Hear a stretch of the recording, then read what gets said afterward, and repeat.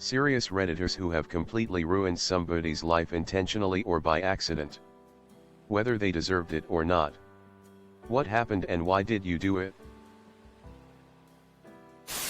I built homes in Juarez and Oaxaca for families that were living in scrap shacks. These regions became even more inundated by cartel violence over the years. Some of these families were murdered by the cartels for their homes. The road to hell is paved with good intentions. That would bother me. I don't believe in charity anymore. I haven't done stuff on your scale. But I've done my fair share of charitable work. You have to recognize lost causes. For instance, you wouldn't want to build a home for a crack addict who is so messed up that he'll have 50 people living there within a month and strip all the copper from the building. There's probably no way you could have known that would happen. But don't let it sour you on charity. There's plenty of people who need help that don't live in what's practically a war zone. It's not that people in cartel-controlled areas or other places with trouble are undeserving. It's that the effort is literally not worth it in the current state of things. It'd be like planting a garden during a drought. I mean, there's spifty people everywhere. I know a woman who got beat near to death because her dentist was nice enough to fix up her beeped up teeth for free. And her POS husband thought it meant she was getting too uppity. I had an asshole professor who would line us all up and grade us on our appearances. Paying special attention to all the ladies in the class when he made really awful, derogatory comments on our appearances. It was a journalism class. And his excuse was that appearances are important. One day, he lined us all up and wouldn't tell us why he ordered us the way that he did. But all the attractive female students were at the front of the line. He walked down the row patting each of our heads and giving us a grade. Like he was playing duck duck goose with grades. A. A. A. B. B. B. C. C. C. D. D. F.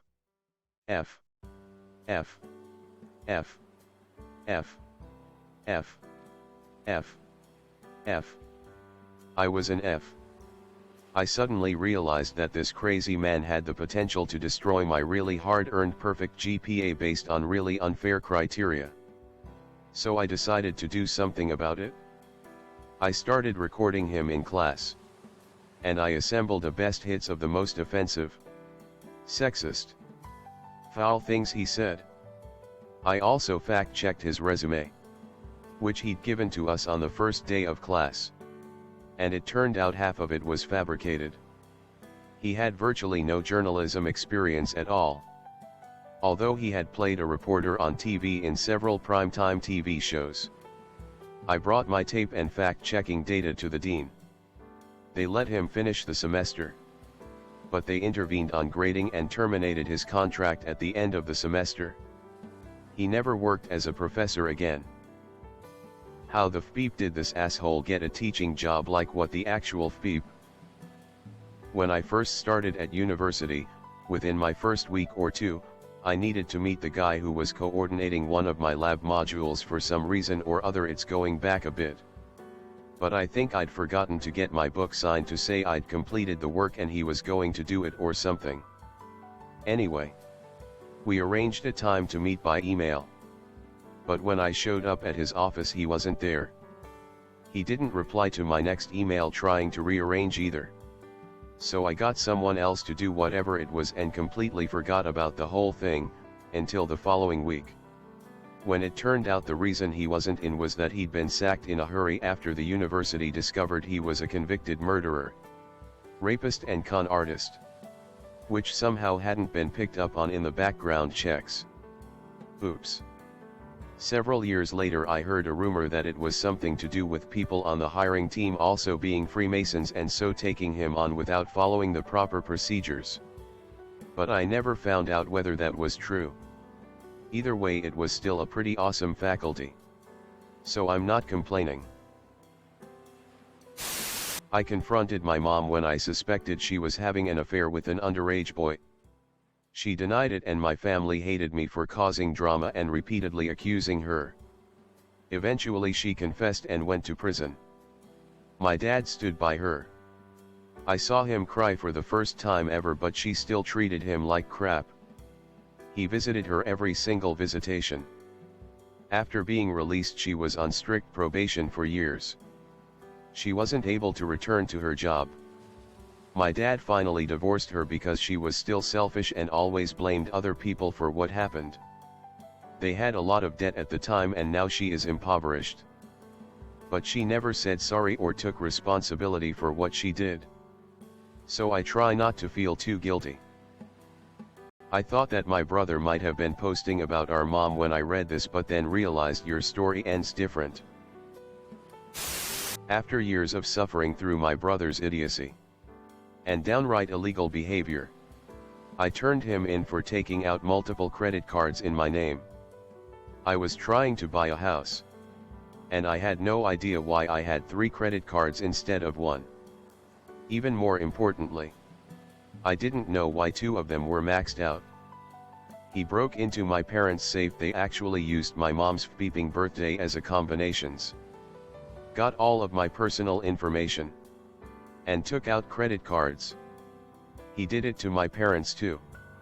This was after he had stolen jewelry, sentimental grandmother's jewelry, right out of my drawer. He threatened to stab my mom. He stole one of my dad's work vans. Somehow he managed not to go to jail. But he's on probation with a long record. Was he an addict of some sort? I sent an anonymous tip into the police that this guy had a significant amount of drugs in a hidden compartment in his car and that he regularly sold them to underage teens. I also tipped them off that he was driving without this vehicle around without a valid license in case they needed a reason to pull him over.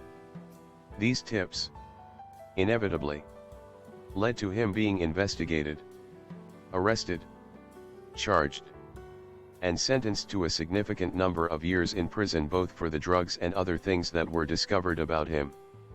Why did I do it? He was in a relationship with a family member of mine for several years and was emotionally abusive and controlling to her throughout. No matter what he did to her, she refused to leave him. Then she discovered he was cheating and confronted him, at which point the abuse turned physical. He became increasingly violent after that. She didn't want to report any of it because she didn't want to start any drama with his family, and she didn't want anyone to know what was going on, embarrassed or ashamed, I guessed. After a particularly violent incident that put her in the hospital, I thought that if I didn't do something, then next time he would kill her. So I took the information I had that she had confided to me about previously. I found a public computer, and I used it to contact that police. I made sure I included as many details as possible so they'd know it wasn't a joke. Not too long after that, they showed up at his door with a warrant to search his car, and things went on from there. She never put it together that I was the one who alerted the police. I will never tell her either. A few years after he went away, she met a genuinely great guy who treats her well, and she's happier than I ever saw her. I don't regret what I did at all. This had such a satisfying ending. Good for you that you didn't get violent with him. I don't know if I'd be able to come to a non-violent resolution with someone that repeatedly physically hurt a family member. I sued a couple for everything they had, and as we near the end of it, they've told me I've ruined their families' lives. Backstory: they were my dad's estate's executors, mom already dead, and became my guardians. They told me I was adopted, which wasn't true, since it turns out I was a crown ward and I lived with them from when my dad died on the 8th birthday until they kicked me out around 16/17. Turns out that's when the estate funds exhausted themselves. So I had help and had them served. Evidence points out they used the money on themselves and were really awful caretakers of both me and the estate. I'm 24 now and a lot had happened. Most of it not good. This should be settled at some point in December. 2015. After 5 years of judicial process. I don't feel bad that their lives are ruined. But I don't feel vindictive. If anything, I find it sad how pathetic they became to steal from an orphan. Edit.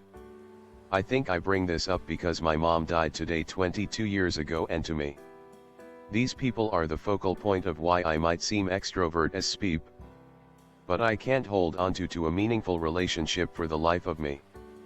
Edit 2. Thank you for all the great responses. It feels nice to let it out.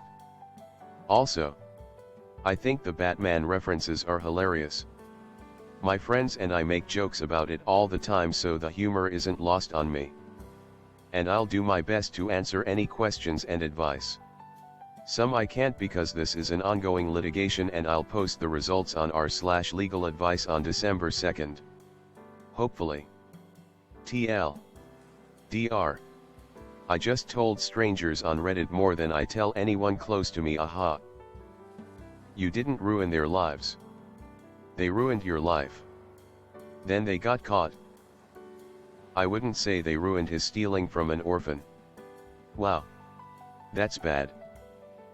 Orphans. Elderly. People with a lot of money who can't defend themselves are prime targets. I turned in my best friend after I saw his plan to murder some classmates. Columbine style. I did something kinda similar. There was a group of 3 kids in my class that were passing around a paper amongst themselves. Surprisingly, they were all in the popular crowd too.